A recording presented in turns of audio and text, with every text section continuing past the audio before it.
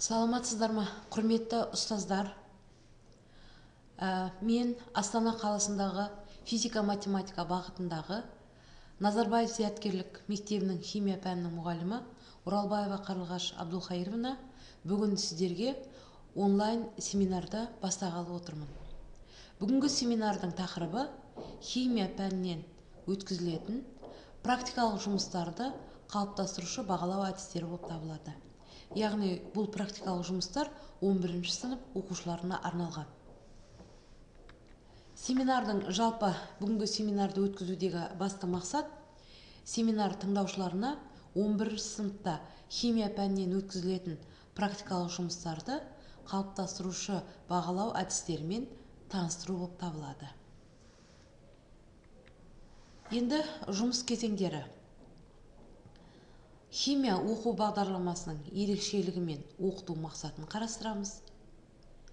Екіншіден, қалыптастырушы бағалау. Қалыптастырушы бағалауды қалай ұйымдастыруға болады? Үшіншіден, қалыптастырушы бағалау тапсырмалары қалай таңдалып алынады және ол қалай бағаланады? Осы мәселелерді бүгінгі біз осы семинарда сіздермен қарастырамыз. Және бұл жұмыс кезеңдерінде біз нөмірі 2-ші практикалық жұмыс, яғни бұл күшті негізді күшті қышқылмен титрлеу әдісі деген жұмыс қарастырылады. Және нөмірі 8-ші практикалық жұмыс эксперименттік мәліметтерге сүйене отырып калориметрлік әдіспен энергияның өзгерісін анықтау атты тақырыпты қарастырамыз. Және нөмірі 12-ші практикалық жұмыс спирттердің тотығу реакциясы. Міне осыны қарастырамыз. Жалпы бізде бағдарлама бойынша 11-ші сыныпта міндетті түрде қарастырылатын өтетін, яғни практикалық жұмыстардың саны жалпы 14, лабораториялық жұмыстардың саны 20. Және әрбір мұғалім тақырыпқа сай қалауынша мүмкіндігінше демонстрациялық тәжірибелерді сабақ барысында көрсетіп отырады. Енді біз осы практикалық жұмысты бастамас бұрын алдымен оқудағы жетістік деген не? Соған тоқталып өтейік. Жалпы оқудағы жетістік, оқушы жетістігі деп нені айтамыз? Жетістіктер қалай анықталады? Жетістіктерді танып, оларды қалай тіркеуге болады? Оқушы жетістіктерін бағалауда нені көздейміз? Себебі бұл біздің практикалық жұмыстар бірден бір біздегі формативті, яғни қалыптастырушы жұмыстардың бірі болып табылады. Сондықтан да біз оқушының жұмысын бағалау үшін ең бірінші оқудағы жетістікті, осы жетістік критерийін біз басты міндетте ұстаймыз. Жалпы бізде бұл практикалық дағдыларды дамыту. Біз оқушы жетістігін бағалағанда ең бірінші практикалық дағдыларды дамытуды бірінші міндетке қоямыз. Яғни ойлауға, ойлап табуға, анықтауға, дәлелдер іздеуге, өзіндік тұжырым жасауға үйретуіміз керек. Ол үшін біз мынадай мәселелерді қарастырамыз. Ең бірінші манипуляциялық дағдыны дамыту. Ол ең бірінші яғни жоспарлау болып табылады. Екінші, өлшемдерді жүргізу және бақылау. Ол бізде негізгі атқаратын жұмыс, ол бақылау болып табылады.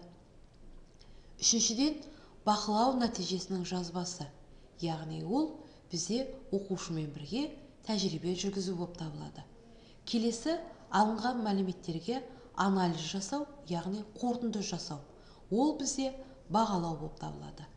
Жалпы практикалық жұмыс ізденіс нәтижесі. Яғни біз ең бірінші бұл практикалық жұмысты жүргізген кезде ең бірінші басты назарды әрбір оқушының қызығушылығы мен қабілетін ескере отырып жүргіземіз. Екіншіден, оқу мазмұнын оқушының өмір тәжірибесіне жақындатуды басты міндетке алға ұстаймыз. Үшіншіден, оқушының өз бетінше оқу және ізденушілік қызметін кеңейту мақсатында жұмыс жүргіземіз. Төртіншіден, шығармашылық жұмыстармен айналысуына жол ашуымыз қажет. Енді критериалды бағалау бойынша критериалды бағалаудың кіріктірілген моделі. Біз осы модельді баланың жұмысын бағалауда ең бастапқы ұстаным ретінде қарастырамыз.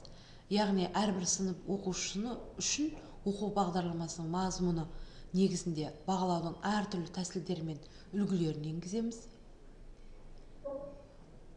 Онан соң оқыту мен бағалаудың бірлік принципіне негіздейміз. Келесі оқыту мақсатын жүзеге асыру және критериалды бағалау әдістемесіне оқу бағдарламаларына сәйкес білім алуды және дағдыларға жетуді дәлелдерді жинауға қамтамасыз етуге негіздейміз.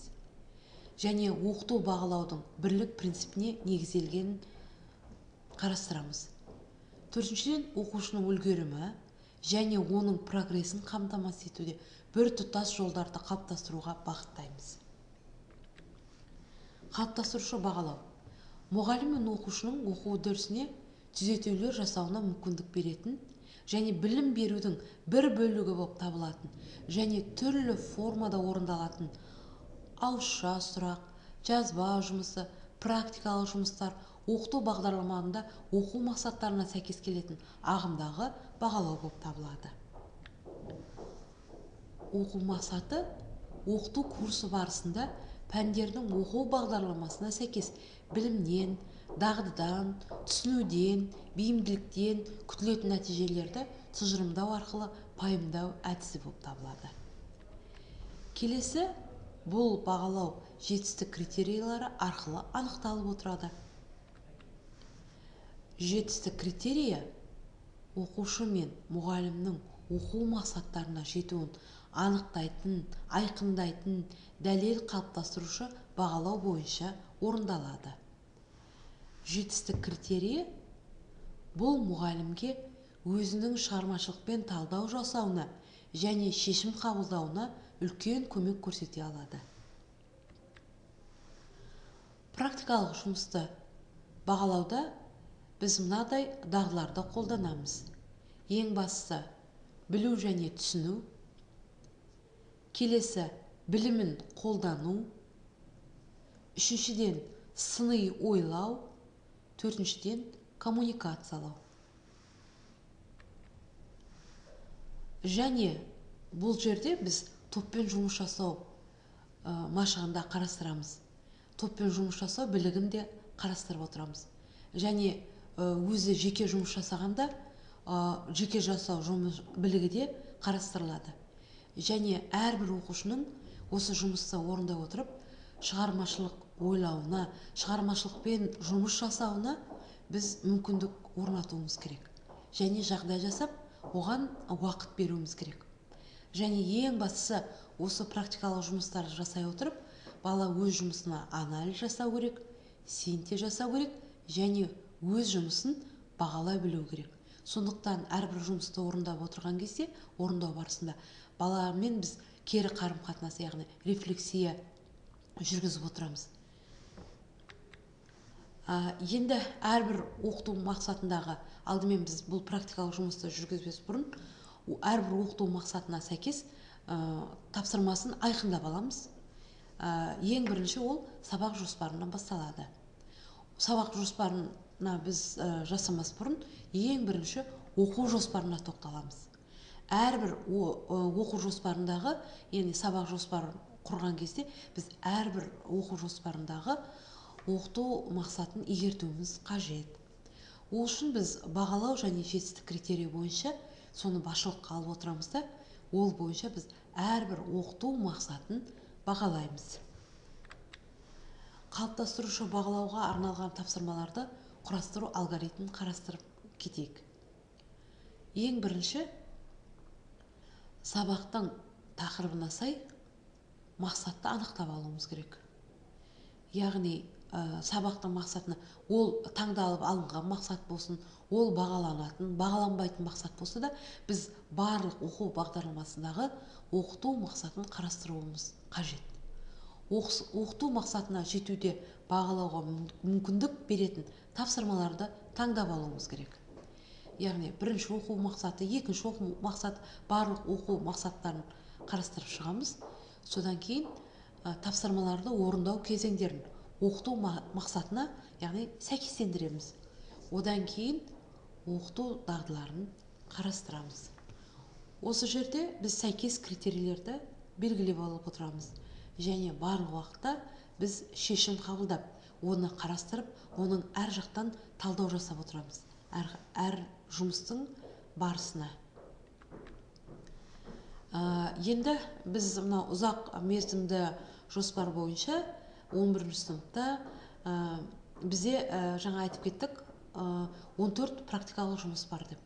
Мынау бізде осы ең бірінші біз практикалық жұмыстарды жүргізген кезде ұзақ мерзімді жоспарды аламыз да, міндетті өткізілетін практикалық жұмыстарды біз мынау өзіміздің әдістемелік бірлестікте химия пәнінен сабақ беретін мұғалімдермен бірге ақылдаса отырып, негізгі қай кезде өткізген тиімді екенін алдымен анықтап аламыз.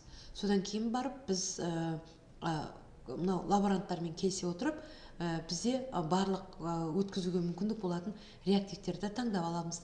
Содан кейін барып алдын ала сол жұмыстардың өткізу жоспарын құрамыз. Содан кейін біз алдымен ақылдаса отырып жасаймыз бұл жұмыс, әріптестермен ақылдаса отырып жүргізіледі. Содан кейін біз жұмысты жүргізуге кірісеміз.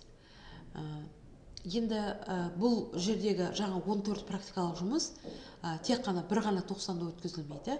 Әрбір 90-ға сол тақырыпқа сай шақтап бөлінген, және лабораториялық жұмыстарда солай шақтап алынған. Енді біз бұл практикалық жұмыс жасаған кезде жаңағы әріптестермен келісе отырып бағалауға нұсқаулық жүргіземіз. Яғни ең бастысы оқу бағдарламасына сілтеме жасаймыз. Яғни оқу бағдарламасына сілтеме жасағанда біз сол алдымен сол тақырыпты көрсетеміз, практикалық жұмыс жүргізілетін. Содан кейін сол тақырыпқа сай оқыту мақсаты таңдалып алынады, және сол оқыту мақсатында қандай дағдыларды біз қарастырамыз, соны басшылыққа аламыз. Және біз сол ол басшылыққа алынады да, ол бағалауға нұсқаулық ретінде қарастырылады. Және сонымен қатар жетістік критерийлері жазылады. Бағалауға ұсыныс ретінде осы бағалау сыныпта аралап оқушылардың конспектілерін тексеру арқылы жасалады. Және бізде арнайы практикалық жұмысқа арнайы нұсқаулық қағаз беріледі. Сол нұсқаулық қағазға балалар сол тапсырманы орындайды. Және онда оқытудың 4 аспектісі де жақсы қарастырылады. Және бағалау үшін кей жағдайда баланың жұмысы, оның жасаған презентациясы және жұмыс дәптері қарастырылады. Және ол осы білу, онда басты дағды осы 4 критерий қарастырылады. Яғни білу, түсіну дағдылар, қолдану, бағалау, синтез дағдысына біз егер оқушы оқыту мақсатына жетті және талпынатын болса, оқушыға біз сілтеме жасаймыз. Ол толық мақсатқа жету үшін қандай өзі жұмыс жүргізу керек, соны нұсқаулыққа көрсетіп қоямыз. Енді қалыптастырушы бағалауға арналған тапсырмалар ретінде мен сіздерге мынау 11 сыныптың 11.2Б, яғни 2-ші тоқсанда энергетика тарауында өтіретін, яғни бір практикалық жұмыстың жүргізілу әдісін көрсеткім келіп отыр. Ол тақырып практикалық жұмыстың аты энтальпия және химиялық реакцияның жылу эффектісі деп аталады. Мұнда оқыту мақсаты энтальпия өзгерісін, яғни дельта H-ты түсіндіру және оны анықтауды үйрету. Яғни бұл жұмысты біз тәжірибелік жолмен энтальпияның өзгерісін қалай анықтауға болады, және жұмысты қалай тиімді жүргізуге болады, және баланың ұғынуына және өзі тәжірибе жасай отырып, осыны теориялық материалды практика жүзінде қалай меңгертуге болады, соны ең бірінші басты ұстанымға алу керек. Енді бұл жұмыста бізде күтілетін нәтиже: оқушы техника қауіпсіздігі ережесін сақтай отырып тәжірибе жүргізе алады.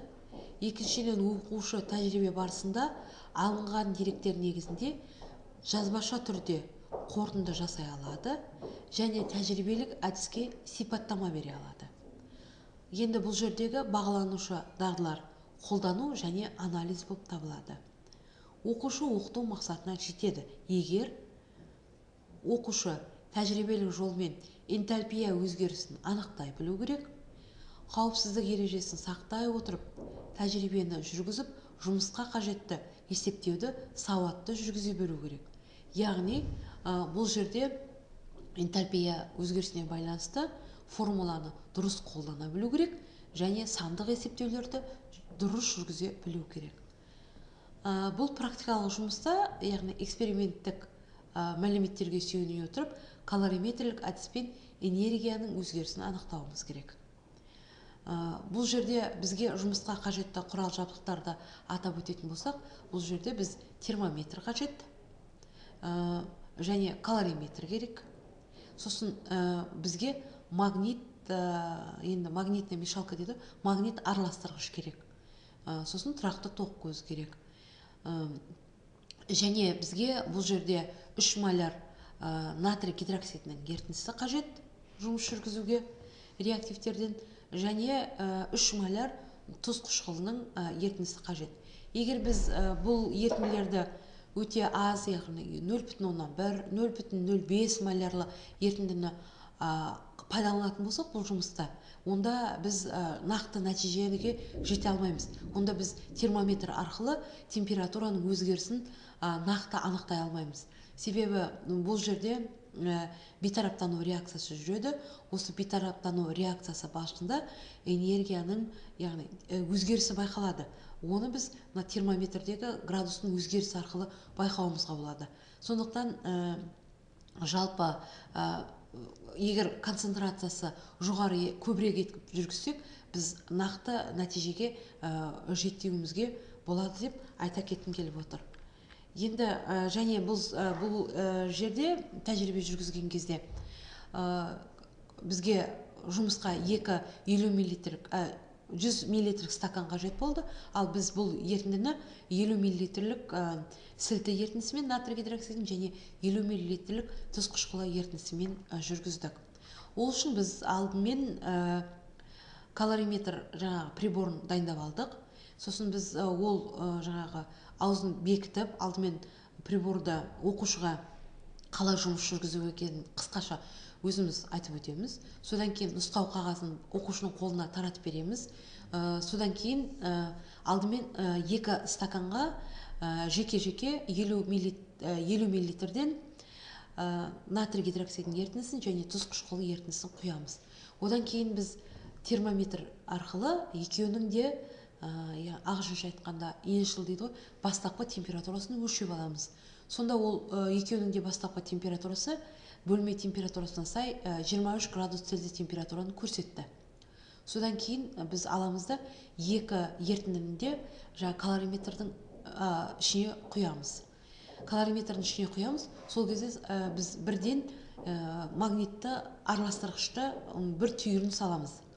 Одан кейін сөйтемізді біз калориметр құрылғыны алып магнит араластырғыштың үстіне қоямыз. Сөйтемізді магнит араластырғышты тоқ көзіне қосамыз. Сөйтемізді біз бірінші қайтадан термометрді калориметрдің аузын жауып, термометрді орналастырып, алғашқы температураны өлшеп аламыз. Сол кезде ол алғашқы температура сол бөлме температурасын 21,3 немесе 23 градус Цельсий температураны көрсетеді. Содан кейін біз магнитті араластырғышты тоқ көзіне қосамыз да жұмысты бастаймыз. Содан кейін ол магнитті араластырғыш араласып тұрады. Балалар магнитті мешалкада араластырып жатқан кезде температураның өзгерісін байқай алады. Біз магнитті араластырғышта 10 минуттай уақыт береміз. Яғни толық бейтараптану реакциясының толық соңына дейін жүруіне мүмкіндік жасаймыз. Енді толық араластырып болғаннан кейін 10 минут біткеннен кейін калориметрдің аузын ашып термометрдағы өзгерісті қараймыз. Сол кезде бізде термометрде 27,18 градус температура артқанын байқалды. Одан кейін артқан температураның мәнін, яғни 6,15 градус болды. Сөйтемізді біз энтальпияның өзгерісіне байланысты формуланы қолданамыз. Яғни масса көбейтілген сыйымдылық көбейтілген дельта Т деген формуланы қолданамыз. Сонда бізде жалпы бұл жерде біз массын алған кезде жалпы ерітіндінің массын қарастырамыз. Себебі 50 мл натрий гидроксидінің ерітіндісі, 50 мл аш хлор тұз қышқылының ерітіндісі, жалпы 100 грамм 100 мл болды. Біз оны тығыздыққа байланысты есептеп жүріп, судың тығыздығын аламыз, яғни 1 грамм сантиметр куб деп, сөйтіп ерітіндінің масын жалпы 100 грамм деп есептейміз. Одан кейін біз судың сыйымдылығын аламыз, себебі ерітінді бізде натрий гидроксиді де, тұз қышқылы да, судағы ерітіндісі пайдаланып отыр. Сондықтан 4,18 яғни сыйымдылықты аламыз. Температураға біз 6,15 градус Цельсий температураны аламыз. Сөйтіп бөлінген энергия мәнін есептеп көрсек, ол 2717 джоуль болды. Енді реакция теңдеуін жазып, содан кейін біз мынау басы ең бірінші біз тұз қышқылының зат мөлшерін есептеуіміз қажет. Яғни реакцияға қатысқан қышқыл мен сілтінің концентрациясын есептеп алуымыз керек. Есептеп қарастырсақ, екі тұз қышқылының да сілтінің де концентрациясы 0,05 моль болды. Яғни берілген мәнге байланысты. Енді соған байланысты біз концентрацияны көлемге көбейтіп, формулаға байланысты, себебі 1 литрдегі деп аламыз да, 1000-ға бөліп, сонда ол 0,05 моль болды. Енді осыған байланысты біз 2717 джоуль энергияны бөліп шыққан кезде, ол 0,05 моль қышқыл реакцияға қатысты деп есептейтін болсақ, осыған байланысты 1 моль қышқылға 1 моль су сәйкес келеді дейміз де, дельта H-тың мәнін арқылы Q-ды есептеп аламыз. Ол бізде, яғни Q ішкі энергияның өзгерісі, ол минус 54440 джоуль моль болды. Яғни ол арқылы біз оны килоджоуль мольға ауыстырамыз. Сонда ол теріс мәнге болғандықтан, яғни біздің жүргізген бұл реакциямыз, бейтараптану реакциясы экзотермиялық реакция болып табылатынына көзіміз жетті. Сонда бұл практикалық жұмыста оқушы практикалық жұмысты жүргізу арқылы бейтараптану реакциясының экзотермиялық реакция екеніне көзі жетеді, яғни температураның артқанына байланысты. Және есептеу арқылы дельта H-тың, яғни энтальпияның мәнінің теріс болуы арқылы бұл жерде энтальпияның мәні экзотермиялық реакция үшін теріс болатын тағы да практикалық жұмыс арқылы көзі жетіп дәлелдей алады. Сонымен қатар оқушы осы мынау уақытқа байланысты температураның өзгерісін бақылап отырады да, ол уақытқа байланысты температураның өзгерісін мынадай графикте көрсетіп, мына сызбада графикте көрсете алады. X үстіне уақыт алатын болса, Y үстіне онда температураны алып көрсете алады. Енді қазір мына бейне таспаны көріп бақылауымызға болады.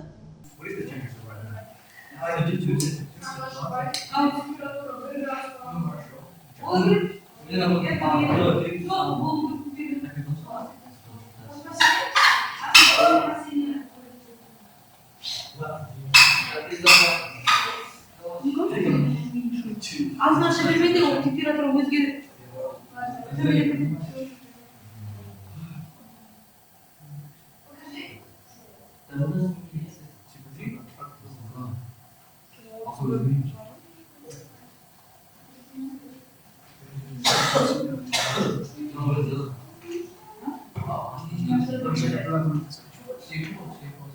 Aslında açık bir niye böyle bir şey?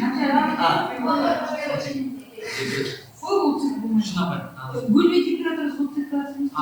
Жоқ, бөлме температурасы емес, екеуінің ғана. Жеке бөліп 26,5 27. Басында, иә? Осында 32.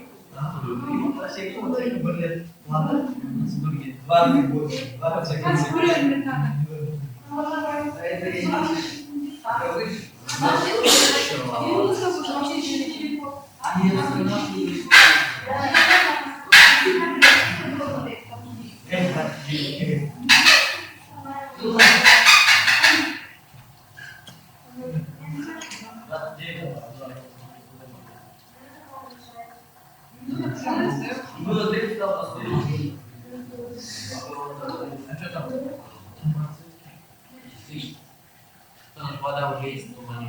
Ой, зачем ты А, да. Енді біздің екінші практикалық жұмысымыз қалыптастырушы бағалауға арналған тапсырмалар. Яғни бұл жерде екінші бізде бұл практикалық жұмысымыз нөмір екінші практикалық жұмыс, яғни күшті негізді күшті қышқылмен титрлеу әдісі болып табылады. Мұндағы оқыту мақсаты оқушыларды сандық анализдің негізгі бір әдісімен таныстыру. Яғни ол қышқыл негізді титрлеу әдісінің практикалық мәнімен таныстыру болып табылады.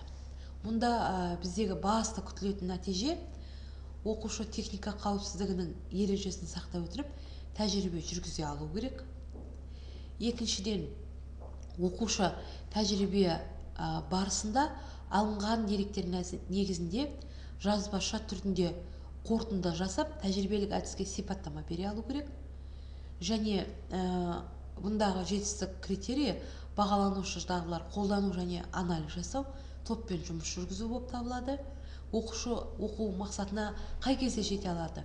Яғни бұл жерде қауіпсіздік ережесін сақтай отырып, тәжірибені жүргізіп, жұмысқа қажетті есептеуді сауатты түрде жүргізе алу керек. Және титрлеуді орындап, тиісті есептеуді жүргізе білуі қажет. Яғни бұл жерде негізі практикалық жұмыста күшті негізбен күшті қышқылмен титрлейміз дедік. Ол үшін бізде 0,1 маляр тұз қышқылының натрий гидроксидінің маляр концентрациясы белгілі ерітіндісі берілді. Біз оны титрант ретінде аламыз. Ол титрантты біз бүйреткеге құямыз және 25 мл бүйреткіні пайдаланамыз.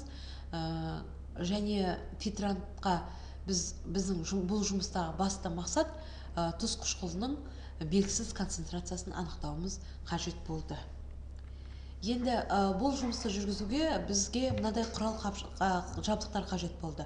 Өлшеуіш колба, штатив, 25 мл бүйретка, электронды таразы, өлшеуіш цилиндр, пипетка, Эрленмейер колбасы, химиялық стакан, воронка және дистилленген су қажет болды. Саламатсыздар ма балалар? Бүгін біз сіздермен қышқыл негізді титрлеу әдісі деген тақырыппен танысамыз. Енді бұл біздің практикалық жұмыста осы титрлеу әдісін жүргізу тәсілімен танысамыз. Енді жұмыстың мақсаты титрлеу әдісін, қышқыл негізді титрлеу әдісі жүргізу тәсілімен танысу және онда құрал жабдықтармен және ол құрал жабдықтар қалай қолданылатынымен толық танысып білу болып саналады. Енді қышқыл негізді жалпы титрлеу әдісі аналитикалық химияда көлемдік анализде қолданылатын негізгі тәсіл болып саналады. Бұл көлемдік анализде кеңінен қолданылады және біз бұл әдісті медицинада дәрі-дәрмек жасау үшін және топырақтың құрамына сандық сапалық анализ жасау үшін бұл әдісті кеңінен қолданылады. Енді бұл әдісте қолданылатын ең алдымен біз негізгі құрал жабдықтармен танысып кетейік. Біз бұл әдісте ең бірінші өлшеуіш таразыны қолданамыз. Бізге себебі құрғақ тұздарды өлшеуге қажет. Және бұл әдісті жүргізу үшін ең басты бізге тұрғы қажет. Тұрғы, немесе оны штатив деп те атайды. Тұрғы. Себебі ол тұрғыға біз бүйретканы бекітеміз. Екінші, бізге ары қарай бүйретке керек. Бүйреткі. Біз 50 мл бүйретканы қолданамыз бұл тәсілді жүргізу үшін. Және бізге 5 мл пипетка керек. Және пипеткада ерітіндіні өлшеп алуға қажетті сорғыш қондырғы қажет, пипеткамен қажет бірге. Және бізге бұл тәсілді жүргізу үшін өлшеуіш цилиндр қолданылады. Және жұмысшы ерітінділерді құюға және олар концентрациясын анықтауға Эрленмейер колбасы қолданылады. Және бізге индикаторлар қолданылады. Индикатор біз метил оранж индикаторын және фенолфталин индикаторын қолданамыз бұл жұмыста. Және бізде ең басты екі бізде ерітінді бар. Біреуі концентрациясы белгілі ерітінді 0,1 моляр натрий гидроксидінің ерітіндісі. Біз оны титрант деп атаймыз. Екінші концентрациясы белгісіз, ол ерітінді біз яғни жұмысшы ерітінді деп атаймыз. Концентрациясы белгісіз тұз қышқылының ерітіндісі. Енді біз бұл жұмысты жүргізген уақытта балалар ең бастысы техника қауіпсіздік ережесін сақтауымыз қажет. Яғни ол неден басталады? Ең алдымен біз үстімізге халатымызды киіп алуымыз керек, және қолымызға қолғапты киіп, және көзімізге қорғаныш көзілдірік киюіміз қажет. Енді біз алдымен бұл жұмысты, себебі біз қауіпсіздік техникасы ережесін сақтаған кезде біз ең бастысы бұл жерде біз күшті қышқылдармен, тұз қышқылымен және күшті сүлті натрий гидроксидімен жұмыс істейміз. Соны естен шығармауымыз қажет. Ең алдымен біз жұмысты бастамас бұрын мына бүйретканы дистелденген сумен жақсылап 2 рет шайып алуымыз қажет. Дистелденген сумен шайып аламыз бүйретканы.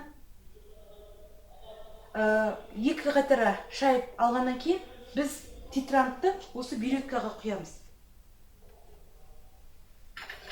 Титрантты алдымен мен өлшеуіш цилиндрге құйып аламын.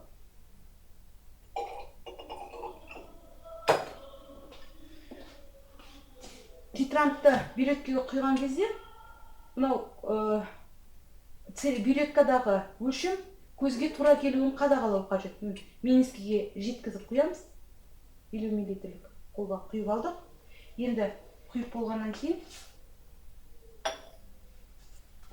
артық мөлшері етсе, оны сәл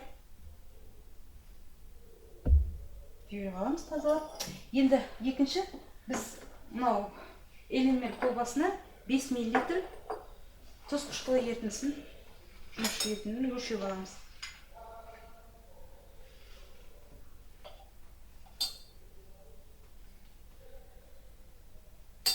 миллилитрден алдымен енді бізге көлем белгілі, сондықтан біз көлемдерді алдымен 10 мл-мен жүргізейік, сосын барып 15, сосын 20. Себебі біз ерітінділерді көлемін 3 рет белгілі, бұл ерітіннің бізге себебі көлем белгілі 3 рет өлшеп алуымыз қажет.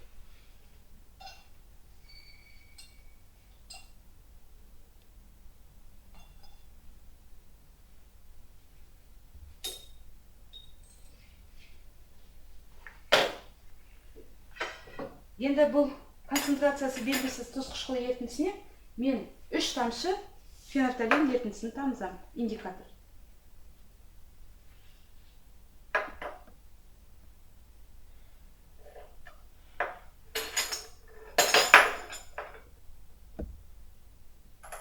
Енді бүйреткаға алып келіп, мен титрлеуді бастаймын.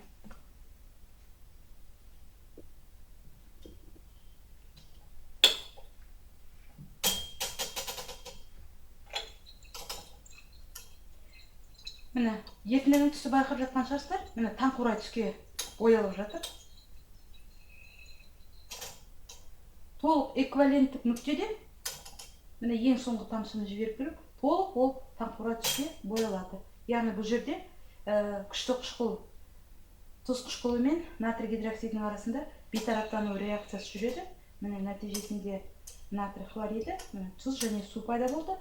Және міне эквиваленттік нүктеде тоғымен титрлеуді таңқурай түске боялған кезде мен титрлеуді аяқтаймын. Сөйтіп мен осы кеткен көлемді өлшеп аламын. Сөйтіп осы әдісті 3 рет жүргіземіз. Енді балалар өздерің қазір осы жұмысты ары қарай бастап көрейік. Жұмыс орындарында дайындаңдар. Бұл практикалық жұмыста біз қышқыл негіз арасында жүретін реакцияны сандық жағынан зерттейміз деп айтып кеттік. Яғни қышқыл негізді титрлеу әдісін жүргіземіз. Қышқыл негізді титрлеу әдісі ол концентрациясы белгілі стандартты ерітіндіні анықталатын ерітіндіге аздап қосу арқылы зерттеуге негізделген көлемдік анализдің әдісі болып табылады. Бұл әдіс бейтараптану реакциясы арқылы орындалады. ең соңғы титрлеу нүктесі анықталған кезде, яғни қышқыл мен негіз эквивалентті мөлшерге жеткенде толық бейтараптану жүреді.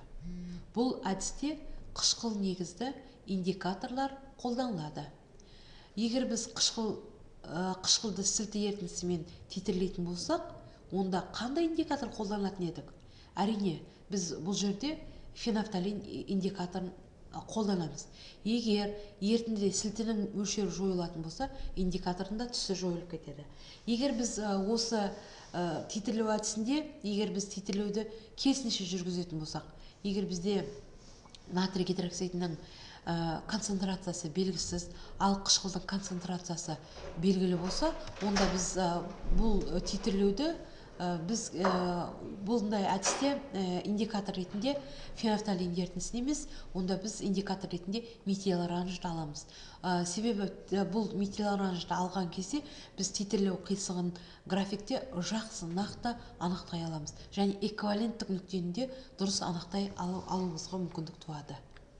Ең соңғы титрлеу нүктесі анықталған кезде, яғни қышқыл мен негіз эквивалентті мөлшерге жеткенде толық бейтараптану реакциясы жүреді. Бұл әдісте қышқыл негізді титрлеу индикаторлар қолданылады. Егер біз қышқылды сілті ерітіндісімен титрлейтін болсақ, онда қандай индикатор қолданатын едік? Әрине, жаңа айтып кеттік, фенофталин индикаторы. Сонда біз ол фенофталин индикаторының түсінің жойылуын анықтап қарап отырамыз. Сандық анализді жүргізу үшін жұмысқа қажетті барлық ыдыстарды арнайы тазартқыш ерітінділермен және дистилдеген судың көп мөлшерімен тазарту қажет. Жұмысты жүргізген кезде техника қауіпсіздігінің ережесін қатаң сақтау қажет. Себебі күшті қышқылдармен және күшті негіздерді қолдануымызға тура келеді. Титрлеуге қажетті бюреткаға құйылатын ерітінділерді өлшеуіш цилиндрдің көмегімен және ампуланың ішіне арнайы құйылған сусыз фиксаналды дайындау арқылы жүргіземіз. Дистилдеген суда фиксаналды 1 литр өлшеуіш колбада дәл өлшеміне дейін жеткізіп алып, 1 литр мейізгеге дейін ерітеміз. Дайындалған ерітіндіні таза ыдысқа құямыз. Өлшеуіш цилиндрдің көмегімен сілтіні бюреткаға құюымызға тура келеді. Титрлеу нәтижесін эквиваленттік нүктесінде жұмысшы ерітіндінің көлемі мен концентрациясы арқылы анықтап аламыз. Сілтіні анықтаған кезде күшті қышқыл, тұз қышқылы жұмысшы ерітінді болып табылады. Титрлеу нәтижесінде ерітіндінің pH мәні алдымен біртіндеп өзгеріп, ал эквиваленттік нүктеге жеткенде жақындаған кезде онда қатты секіріс болғаны байқалады. Титрлеу нүктесін анықтау үшін химиялық индикаторларды қолданып жүргізуімізге болады. Және титрлеу нүктесін анықтауда тек қана индикаторлар емес, сонымен қатар температуралық, яғни өзгеріс арқылы да термометрдің көмегімен жүргізуге болады. Яғни біз құрылғыны мына жазбада етіп құрастырдық. Бізге белгілі 0,1 маляр натрий гидроксидінің ерітіндісі, бізге тұз қышқылының ерітіндісі белгісіз болып тұр. Енді міне жұмысты жүргізу барысында титрлеген уақытта біз сонда таңқурай түсті түссіз ерітіндінің жұмыс барысында таңқурай түске боялғанын нақты көз жеткізіп анықтауымызға болады. Концентрациясы белгісіз тұз қышқылының ерітіндісінің стандартты ерітіндісі арқылы анықтаймыз дедік. Стандартты ерітіндінің барлық уақытта концентрациясы белгілі болады. Реакцияны анағұрлым дәрілікпен жүргізу керек. Ерітіндінің көлемдерін пипетканың және бюретканың көмегімен өлшеуіміз қажет. Және бұл жерде біз оқушыларға грушаны пипеткаға қышқыл немесе сілті ерітіндісін құйып алған кезде грушамен жұмыс істеу машығын қалыптастыруымыз керек. Оларға алдымен грушамен суды, кәдімгі дистилдеген суды алып үйрету керек. Содан кейін қолы әбден үйренгеннен кейін грушаны, қышқыл мен сілтіні ерітіндісін алуға, қолдануға мүмкіндік жасауымыз қажет. Концентрациясы белгісіз тұз қышқылының ерітіндісін анықтау үшін сілтінің стандартты ерітіндісі арқылы титрлейміз деп айтып кеттік. Міне титрлеу барысында біз таңқурай түсті қышқылдың, яғни ерітіндісінің таңқурай түске боялғанын байқауымызға болады. Жұмсалған сілтінің көлемі арқылы анықтап эквиваленттік нүктені анықтауымызға тура келеді. Осы практикалық жұмыста қолданылатын есептеу түрлерімен танысып кетсек, жаңа айттық, біз барлық уақытта бұл титрлеуді 3 рет жүргіздік. Барлық уақытта біз тұз қышқылының көлемін 20 миллилитрден алып отырдық. Ал бюреткадағы сол 20 миллилитр тұз қышқылы ерітіндісіне қажетінше бюреткадан натрий гидроксиді 0,1 молярлы титрленіп жұмсалып отырды. Тұз қышқылы ерітіндісінің моляр концентрациясы сонымен есептелді. Ол үшін біз алдымен химиялық реакция теңдеуін жазып аламыз. Қанша моль жұмсалған қажет болады. Ол кезде бізде бұл жерде 1 моль тұз қышқылы ерітіндісіне 1 моль натрий гидроксид сәйкес келеді. Ал бізде егер 2,5 моль натрий гидроксид ерітіндісіне қанша моль тұз қышқылы сәйкес келетінін анықтап алуымыз қажет.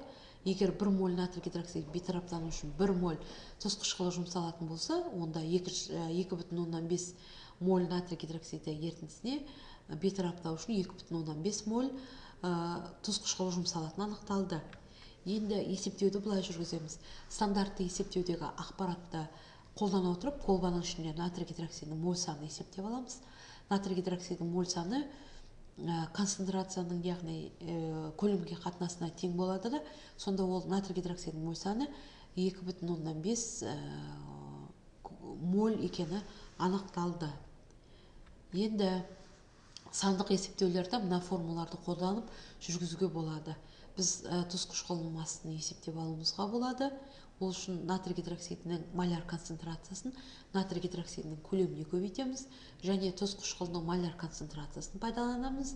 Оны көлемге көбейтеміз де, сөйтіп тұз қышқылының жұмсалған көлеміне бөлеміз. Нақты, яғни біз бұл жерде N1 көбейтілген V1, N2 көбейтілген V2 немесе S1 көбейтілген V1 көбейтілген S2 көбейтілген V2 деген формуланы пайдаланамыз. Енді үшінші қадам титрлеу мәнін қолданамыз. Қышқылдың концентрациясын есептеп аламыз. Ол үшін жаңа айтып кеттік, 20 см куб немесе 20 мл моль саны 2,5 моль тұз қышқылы болатыны бізге анықталды. Сол арқылы біз моль санын анықтап алуымызға болады.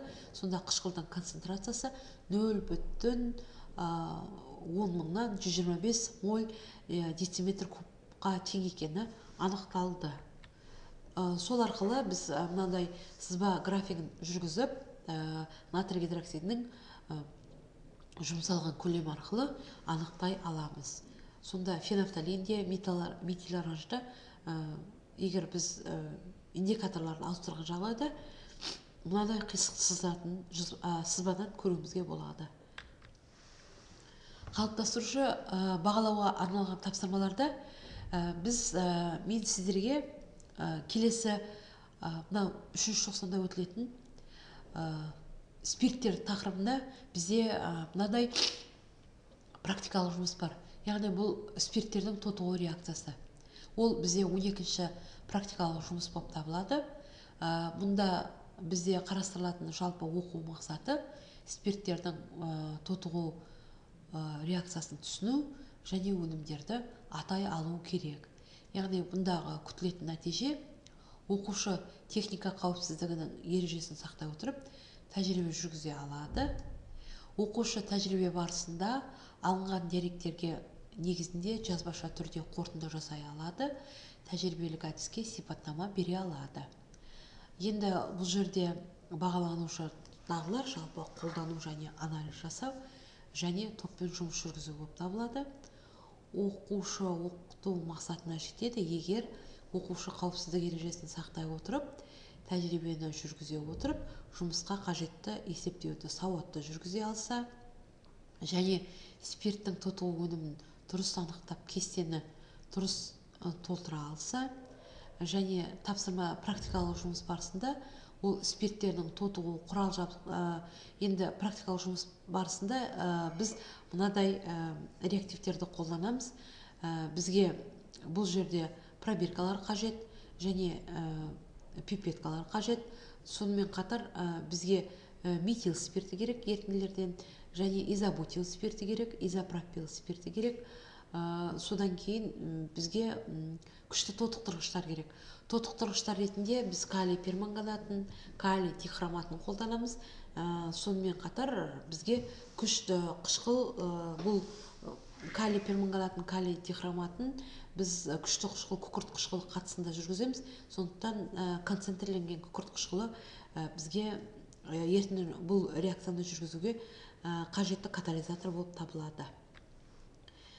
Біз бұл жұмысты жүргізген кезде оқушыға нұсқаулыққа мынадай кестені толтыруды талап етеміз. Кестені оқушыға таратып береміз. Тек қана бұл жерде тотықтырғыштар ғана көрсетілген. Себебі біз жаңа айтып кеттік, екі тотықтырғышты алмастыра отырып жүргіземіз. Сосын бұл кестеде спирттер көрсетіледі, себебі біз әртүрлі спирттер таңдап аламыз дедік. Барлық уақытта қышқылды көрсетіледі, және ол сол қышқылды орта бізде концентрлі күкірт қышқылы ортасында екенін таңдап көрсету керек, және реакция өнімі жазылады. Яғни біз дұрыс жасалған бала кестені былай толтырып шығады. Яғни қолданылған спирттер этил спирті, және изопропил спирті, сосын изобутил спирті. Қолданылған тотықтырғыш калий перманганаты, қолданылған қышқыл концентрлі күкірт қышқылы. Бұл жұмысты жүргізе отырып, оқушы мынаған көз жеткізеді.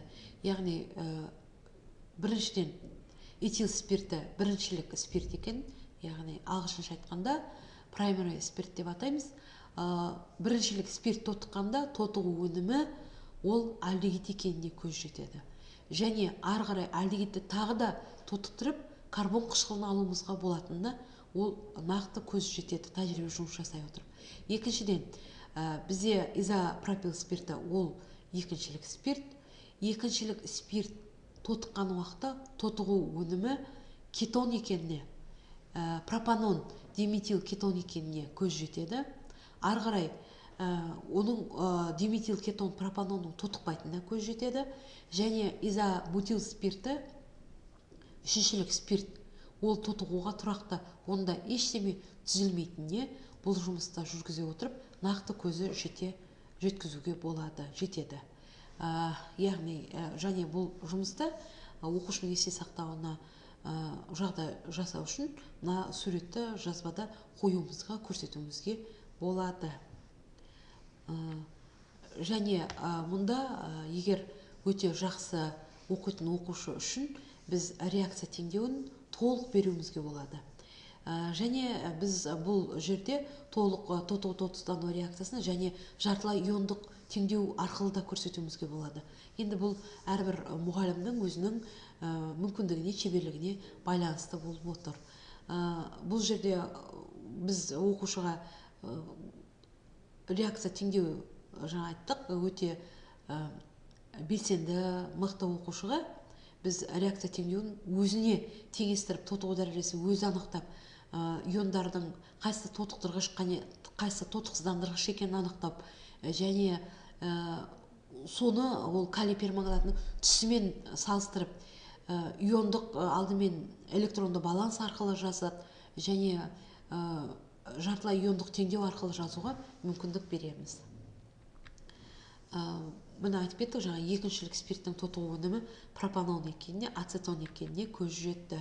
Біріншілік спирт тотыққанда альдегид шығады, одан ары қарай тотыққанда карбон қышқылы, екіншілік спирт тотыққанда кетон шығады. Ал үшіншілік спирт тотығуға тұрақты болады, мүлдем тотықпайтынына көзі жетеді. Яғни оқушы бұл жұмысты жасай отырып, түсінің өзгеруі, бұл жұмыстың барлығы оқушы ол түстердің өзгерісі арқылы көз жеткізуіне мүмкіндік туады. Енді бұл жерде туындайтын проблемалар қандай осы практикалық жұмыстарда жүргізуде?